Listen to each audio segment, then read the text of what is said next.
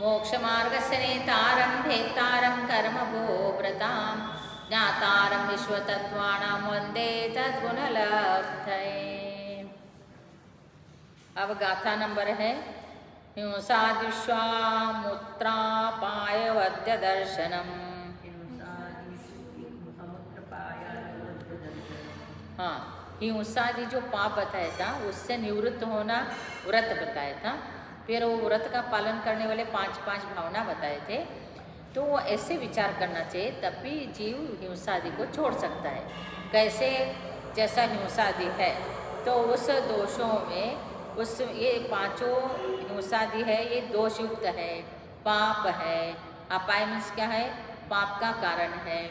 और अवध्य फिर वो बहुत दुखदायी है, कष्ट देने वाला है। और क्या है? ईहा अमूत्र। ईहा का अर्थ क्या है? इहलोक में। अमूत्र का अर्थ है परलोक में। इहलोक में भी परलोक में भी दोनों में दुख देने वाला है, पाप का बंद करने वाला है। ऐसे अपाय और अवध्य दर्शनम, इसका विचार करना चाहिए। ऐसे इसका मतलब अर्थात ये हिंसा आदि महापाप है। इस भाव में भी दुख देने वाला है, पर भाव में भी दुख देने वाला है। ऐसे सोच के उस पाप को 5 पाप को छोड़ना चाहिए। इसका नाम है अवध्य दर्शन। बोल फिर बोलते हैं और वो जो आगे का सूत्र है दुखमेवा, सिर्फ दुखी देने वाले हैं।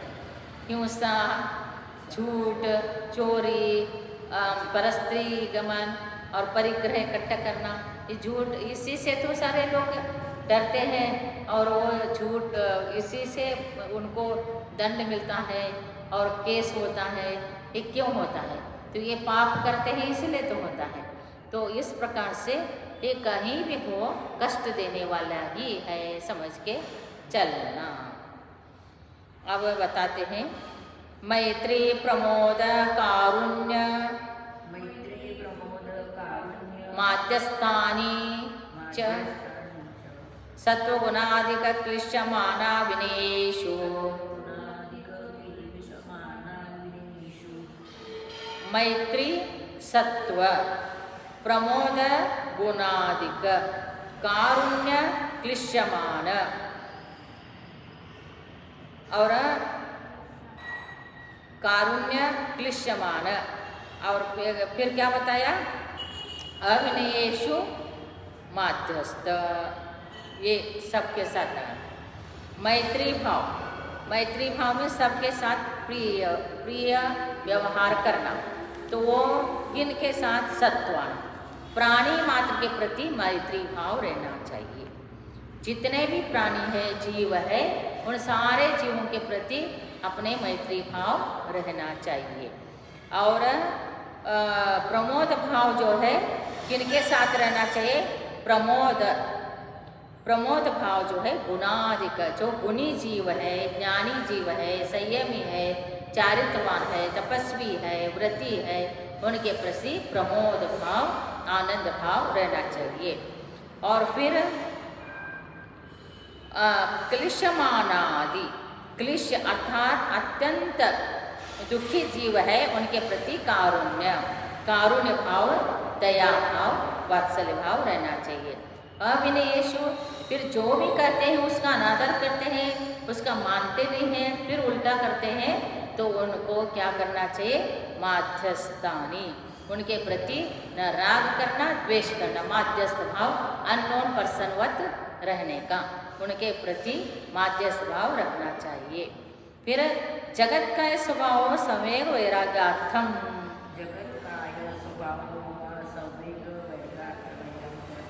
जगत का और जगत का स्वभाव और काय का स्वभाव दो है, द्विवचन है। तो जगत का स्वभाव और काय का स्वभाव संवेग और वैराग्य के लिए कारण है। अर्थात संसार दुखमय है, शरीर रोगमय है, ऐसे जो समझता है तो वो जगत का स्वभाव समझ लिया। तो ऐसे जो समझेगा तो उसको क्या होगा? वैराग, संवेग भाव मीन्स विरक्ति भाव आएगा और उससे शरीर संसार क्या है, दुखमय है, शरीर रोगमय है, तो इसको छोड़ने का संवेग भाव उत्पन्न होता है, तो उससे वैराग्य होता है, तो वैराग्य होके दीक्षा आदि धारण करता है। इसलिए जितने भी तीर्थंकर आदि होते हैं, तो बहुत से लोग राजा लोगों को, तीर्थंकरों को बादल पिघा, बादल को देखा, थोड़ी देर के बाद बादल विलीन हो गया। कोई कोई राजा को बाल देखा, फाइट हो गए, बैल, बस अभी क्या होता है, बाल फाइट हो गया तो डाई करके काला करेंगे सब। तो वैराग्य उस टाइम क्या होता है, एक ही बाल से, और कुछ भी थोड़ा भी एक भी अवयव शिथिल हो जाए उनको वैराग्य होता, और कोई भी चीज़ को देख लिया तो वैराग्य हो जाता था, और वो संसार से विरक्त हो जाते, वैराग्य को प्राप्त कर लेते थे। प्रमत्त योगात् प्राण व्यापरोपणम हिंसा। हिंसा किसको कहते हैं, प्रमाद से। प्रमाद से मीन्स हमारे दृष्टि या हमारा भाव जीव का रक्षण करने का है ही नहीं। इधर देख के चल रहे, उधर देख के चल रहे, ऊपर देख के चल रहे, फिर वो नीचे क्या जीव आ रहे हैं, क्या हो रहा है, ये नहीं, तो इसको सबको प्रमाद करते। कोई चीज़ ले रहे, दे रहे, रख रहे, फेंक रहे, तो ये सब प्रमाद है, उसमें सब बहुत जीवों का हिंसा होता है। इसलिए प्रमाद के साथ जो मनोवचन काय जुड़ा हुआ है, उस योग से प्राण व्यापरपण, जीव का प्राण निकल जाता है, उसका नाम हिंसा है। फिर असदभिधानम अमृतम, अनृतम, असद अभिधानम अनृतम, अर्थात असत्य वचन बोलने को अनृत, मतलब असत्य, झूठ बोलने को अनृत कहते हैं। मीन्स असत्य का, अनृत का अर्थ है असत्य। हिंसा किसको कहना, असत्य किसको कहना, ये बता रहे। अदत्ता दानम स्तेयम, फिर जो अदत्त मीन्स, दत्त मीन्स देना, अदत्त मीन्स न देना, नहीं देते हुए वस्तुओं को लेना चोरी का दोष है, वो चोरी में आ जाता। किसी ने कुछ दिया नहीं लेकिन ले लिया तो चोरी होता है। और मैथुनम ब्रह्म, मैथुनम ब्रह्म क्या अर्थ है, मैथुनम अब्रह्म, मैथुन सेवन करना ये अब्रह्म है, ब्रह्मचर्य का पालन नहीं होता है। मूर्छा परिग्रह, मूर्छा का अर्थ है ममत्व, ममत्व वस्तु परिग्रह नहीं है, वस्तु के प्रति जो ममत्व भाव है वो परिग्रह है, वस्तु के प्रति जो ममत्व भाव है वो परिग्रह है। इसलिए वैसे परिग्रह को त्याग करना है, अर्थात वस्तु को त्याग करने के बाद भी उस उतने वस्तु के प्रति मोह छूटना चाहिए, तब वो परिग्रह है, और वो उसके प्रति ममत्व है तो वो परिग्रह है। इसलिए जितने स्वर्ग गए, 16 स्वर्ग, 9 ग्रह, 9 दिशा, 5 अनुत्तर विमान, सर्वार्थ सिद्धि में ज़्यादा सुख है आदि, लेकिन वो सब कुछ सुख वैभव होते हुए वो ममत्व नहीं रहता, इसलिए उनके परिग्रह वहाँ पर कम बोला जाता है। निश्चल्यो व्रति, हाँ, व्रति जो होता है, बहुत से लोग भगवान बाहुबली को शल्य था ऐसे बोलते, शल्य, व्रति को शल्य नहीं रहता तो भगवान बाहुबली को कैसे शल्य रहेगा। शल्य नहीं बोलने का, उनको विकल्प बोलने का। मन में कभी कभी बात आ जाती थी कि बाबा हम भरत की भूमि में खड़े हैं, ऐसे बात मन में आ जाना और छूट जाना, वो उसको विकल्प कहना, शल्य नहीं कहना। शल्य जो होता है वो मिथ्या दृष्टि को होता है, अवृत्ति को होता है, सम्यक दृष्टि को, वृत्ति को शल्य नहीं होता है। अगार नगारश्च, हाँ, अगार का अर्थ है घर सहित, अनगार का अर्थ है घर रहित। फिर अनुव्रतो गारी, जो देश व्रत धारण करता है, प्रतिमा धारण होता है, तो 1 प्रतिमा, 2 प्रतिमा, 3 आदि, और फिर 8 प्रतिमा के बाद घर छोड़ के वो मंदिर में रह सकता आदि। लेकिन जिसके पास व्रत लेके घर में रहता है, अगारी, अनुव्रतो अगारी, वो घर सहित है। तो इस प्रकार से, और जो घर नहीं है वो अनगारी है। और इस चीज़ को जानने के लिए क्या होता है कि व्रत का पालन करेगा ना। अब अनुव्रति महाव्रति किसको कहता है, पहला ही सूत्र में बताया था, तो अब बताते हैं। दिग्देशान अर्थदंड विरति सामायिक प्रोषदुपवासोपभोग परिभोग परिमाण अतिथि समीभाग व्रत संपन्नस्य। दिग्देश और दिग व्रत, व्रत सबके, दिग विरति, विरति लगाने का, दिग विरति, देश विरति, अनर्थ दंड विरति, ऐसे लगाने का। फिर व्रत जो है सामायिक व्रत, प्रोषदुपवास व्रत, लास्ट में है देखो व्रत शब्द, और प्रोषदुपवास व्रत, उपभोगोपभोग परिमाण व्रत, हाँ अतिथि समीभाग व्रत, संपन्नस्य, इनसे युक्त होना चाहिए, ऐसे लगाने का। विरति और व्रत, किससे सहित होना, किससे रहित होना। तो दिग, दिग मीन्स दिशा, जो भी दिशा है, दिशा संबंधी जो नेम लिया है उसको दिग व्रत बोलते हैं। और देश व्रत, देश से, इस देश में नहीं जाऊंगा, उस देश में नहीं जाऊंगा, देश संबंधी।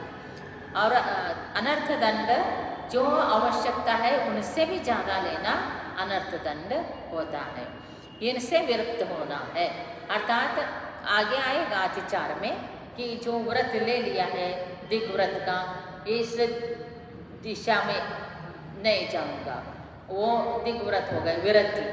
और इसी पूर्व में ही जाऊंगा, आज तो मेरा घर है और मंदिर है मेरे घर से पूर्व की तरफ, मैं 10 लक्षण तक और मेरा घर मंदिर इतना ही रखूँगा, तो वो दिग व्रत हो गया, कहीं नहीं जाऊँगा।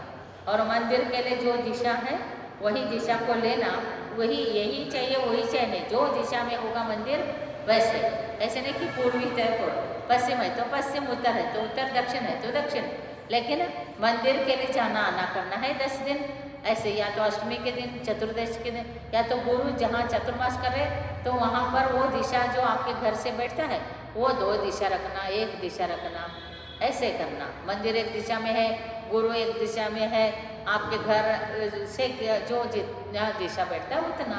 और जो दिशा में मंदिर में नहीं है, गुरु भी वहाँ नहीं है, तो आप नहीं जा सकते 10 दिन, तो आवश्यकता नहीं है तो नहीं जाने का, ऐसे नहीं लेने का दिग व्रत है। और देश व्रत में ये अमुक देश नहीं जाऊँगा, अमुक कंट्री नहीं जाऊँगा, ऐसे नेम लेने का। अपने को सब जगह सब कंट्री में हो के आए, घूम के आए, अब तो इतना उम्र हो गया मैं तो नहीं जाऊँगा, ऐसे त्याग करना। अनर्थ दंड व्रत, हमारे को जितना आवश्यकता चीज़ है उतना ही रखने का, और अनावश्यक चीज़ को नहीं रखने का, नहीं काम करने का, नहीं जो भी है अनावश्यक चीज़ वो सब छोड़ने का अनर्थ दंड विरति है। और सामायिक, सामायिक तो त्रिकाल सामायिक करने का, उस दिन सामायिक बताए थे ना षडावश्यक क्रिया में, तो वो सामायिक करते समय चारों दिशा में आवृत 3-3 आवृत करने का। एक प्रणाम हो गया, 12 आवृत हो गया, 4 प्रणाम हो गया, 2 शिरोन्नति, पहली बार एक बार मस्तक लगा के नमस्कार किया और बाद में एक बार नमस्तक लगा, इस प्रकार से हो जाता है। और उसके बाद सामायिक के बाद प्रोषदोपवास, प्रोषदोपवास जो होता है तो अष्टमी चतुर्दशी आता है, तो सप्तमी के दिन, अष्टमी के दिन और नवमी के दिन ये होता है। तो उत्तम मध्यम जगन होता है, कोई अष्टमी के दिन उपवास करता है, सप्तमी के दिन एकासन करता है, नवमी के दिन भी एकासन करेगा, और तीनों भी इस प्रकार, तो उत्कृष्ट हो गया। और मध्यम में है वो सप्तमी के दिन एकासन करता है और अष्टमी के दिन क्या करता है, उपवास करता है, और नवमी के दिन भी एकासन करता है, लेकिन वो उसको मध्यम बोलेगा।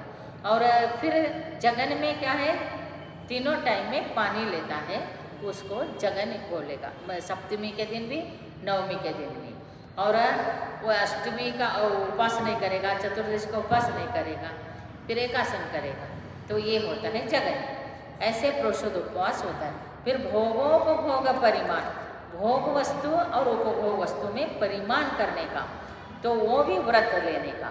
मेरे को भोग वस्तु में भोजन करने का, जितना खाना खाते हैं वो उसको पुनः भोगा नहीं जाता, इसलिए उसको भोग वस्तु बोलेगा। वो भोग वस्तु उसको बोलने का, एक बार भोगा, 2 बार भोगा, उसको भोग सकते हैं। जैसा मकान है, आभूषण है, वस्त्र है, और स्त्री है, पुरुष है, सब ये सारे उपभोग वस्तु आ जाते हैं। परिग्रह जो बोलते हैं ना, बाहिर परिग्रह, ये सब आते हैं। तो इसका भी मर्यादा रखने का, इतना ही साड़ी रखने का, इतना ही घर रखने का, इतना ही आभूषण रखने का आदि हो। और खाने की चीज़ों में भी इतना ही अनाज खाऊंगी, इतना ही वस्तु, इतना ही फल, इतना ही सब्जी, ऐसे। और ये भोग और उपभोग का व्रत हो गया। और उसके बाद अतिथि समिभाग व्रत। अतिथि में साधुओं के चौका लगाने का भी होता है, और जो भी व्रती अतिथि आ जाते हैं उनको अपने घर में सत्कार के पूर्वक आदर से उनको खाना बना के खिलाना चाहिए। इस प्रकार से व्रत संपन्न से, ये व्रत से युक्त होना चाहिए।